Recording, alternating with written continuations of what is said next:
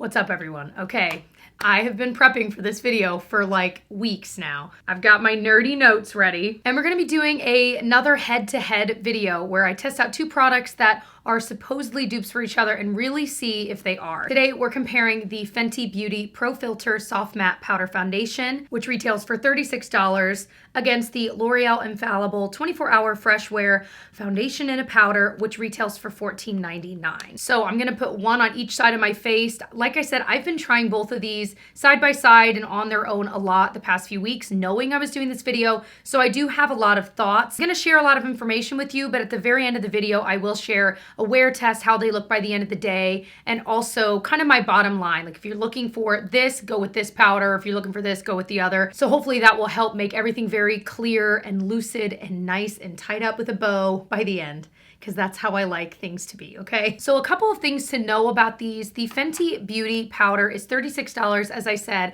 You can buy it at Fenty Beauty and at Sephora, and it comes in 50 shades. And one thing that is important to note about this is that it's the same 50 shades as all of the other products Fenty sells when it comes to like foundation and concealer and stuff, which I think is so cool, because if you know you found your perfect shade match in one of them, you already know what your shade will be in all of the others. I think that's cool. I wish more brands did that. I also wish more brands had incredible shade ranges the way that Fenty does. The L'Oreal powder foundation only comes in 16 shades. So right off the bat, there are way less options. So the likelihood of you finding a perfect match is a lot slimmer. Like that is really slimming the playing field. I don't think that's the phrase, but I think you get what I'm saying.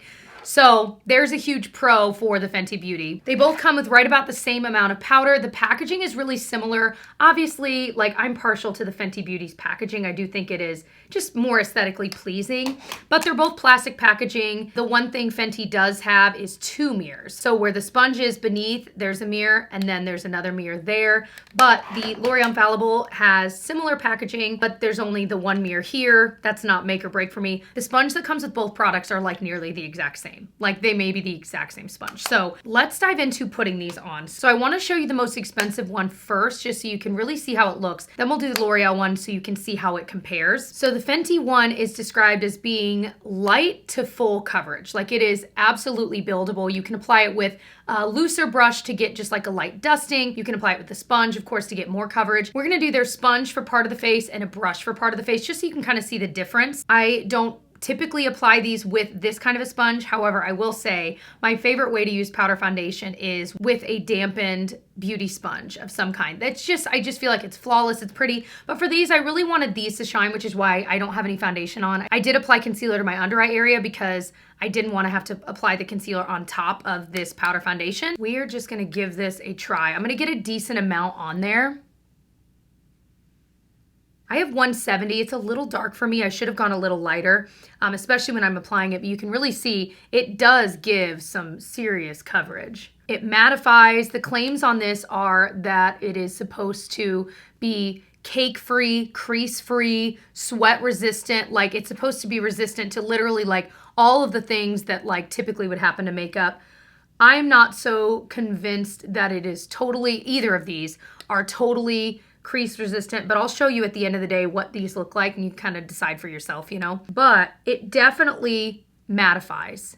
It really does. And so if you don't want so much mattification, you could always use a brush where it'll still mattify, but it is just going to give a little bit less of everything, less coverage, less mattification. So I want to show you what this looks like with a brush. So I just grabbed this IT Cosmetics Heavenly Luxe Angled Radiance number 10. If, and that's a big if I'm using a brush for a powder foundation, like to densely apply it, this kind of a brush is what I would typically prefer. So I just want to show you so you can see a little bit of sheeniness. I have like my moisturizer and SPF on already. It definitely soaks up some serious oil. Definitely covers.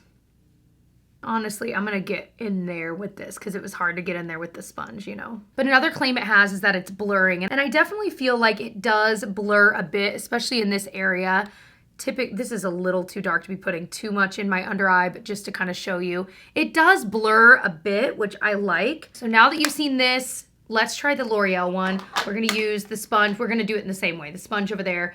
I have to say, I'm definitely partial to more glowy skin. So even seeing, I love the way that looks over here with like nothing on it. That's why I end up liking like BB creams and stuff, because they do that for me. I am going to talk about another L'Oreal powder foundation that may be right for some of you if you're kind of like me. We'll talk about that in a second. So I'm going to get a decent amount on the sponge. In this one, I wear 125 Ivory Buff.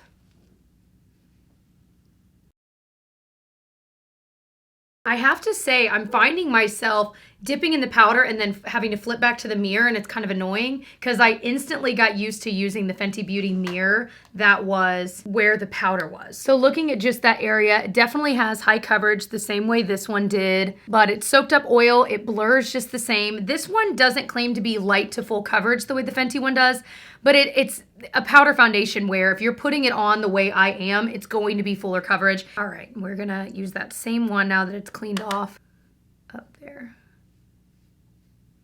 I definitely think that the nose, when you're applying it with a sponge, my nose is just weird. I've got a little bit of oil, my pores, some redness. I know a lot of people have that. I definitely would prefer using a dampened sponge or just like a light dusting of the powder foundation on my nose, because I do feel like it looks a little weird already, both sides. But I was just taking a minute to really look at this up close, and I cannot detect a difference. I really cannot. They both mattify. They both have the same level of coverage. You can see a little bit of the glow because I used a brush up there, so you had a little bit less powder being deposited. They both have similar ratings on Ulta and Sephora. 4.5 stars on Ulta for the L'Oreal, 4.5 stars on Sephora for the Fenty. The L'Oreal one is sold out everywhere.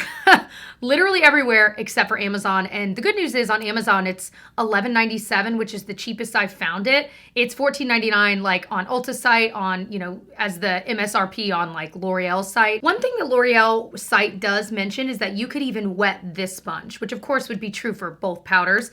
The one thing to be aware of, and I'm not against it because like I said, I like using a damp sponge with it, is that sometimes if you use it that way a lot, it could possibly create like a little bit of a hardness on the top. But honestly, you can just grab something to kind of scrape that off and it'll kind of fix that problem. So it's not that big of a deal, but it is something to just be aware of. So another thing Fenty Beauty specifically points out is that it doesn't give any flashback. I'm gonna assume that they probably both don't give flashback. That's not something I worry about so much because I'm not typically in flash photography. But another thing, Fenty is cruelty-free, vegan, and gluten-free. So if that's something you're looking for, you're right away gonna be looking at the Fenty one, because I don't think L'Oreal is any of those things. So another thing I wanted to mention is that if you don't like the super mattified look, another powder foundation L'Oreal makes that I really like is their Age Perfect Creamy Powder Foundation. I was kind of messing with these side by side this morning, and the main difference I noticed is that this has a slightly more satin finish, and this one obviously has a more matte finish. And so I would say if you're really not into the matte game, I would recommend this one over this. If you don't mind mattification, this is such a beautiful product, but it is something to keep in mind that even in the realm of powder foundations, there are different levels and different finishes. I definitely am more partial to the more satin finish, but it is something to keep in mind. There is a distinction between these two. So we've been talking a lot. I showed you what it looks like. Let me show you what this looks like in natural daylight. I mean, technically we're in it, but I want to show it to you closer, okay? Come closer. All right, so L'Oreal, obviously, Fenty over here. You actually can see a little bit more of my shine on my face, which I like. The L'Oreal site says that it's good for all skin types, including oily skin and acne-prone skin. But you can see, I mean, I put on a thick layer and you can still see a little bit of sheen, and I don't have oily skin.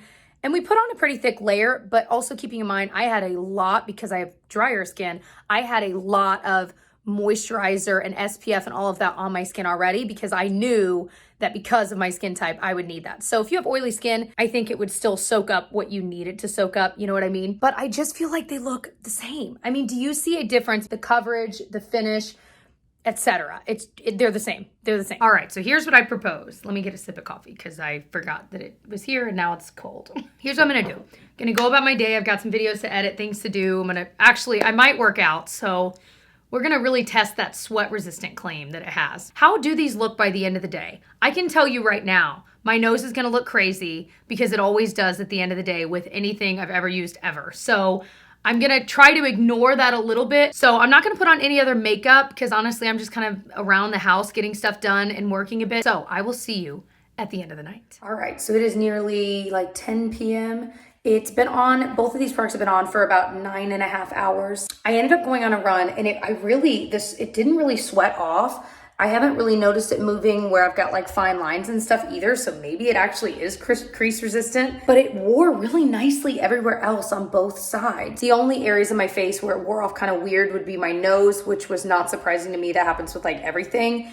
And then this area here, I really cannot pack on powder foundation like I did today. It just looks super textured and kind of weird. So, but that's my own thing. I would say at the end of the day, when it comes to the finish, the wear time, now that we've tested it, and the coverage level, these are both like the exact same product. It's kind of crazy how like they really perform the exact same, they look the exact same. So here's my bottom line. If you are someone that is looking for a cheaper price point, go with the L'Oreal. That should be pretty obvious. It's just as good as the Fenty, but it's so much cheaper. However, if you are looking for different shades and more shade options, obviously Fenty is going to be the choice for you because the likelihood of you finding a shade that would actually work for you is so much higher. If you're wanting vegan or cruelty-free products, you're obviously going to want to go with the Fenty one. The only other kind of bigger difference would be the packaging. Obviously the Fenty Beauty packaging, it has 2 mirrors in it, but they're both plastic. The Fenty one just feels a little bit nicer. It's a little bit prettier to look at.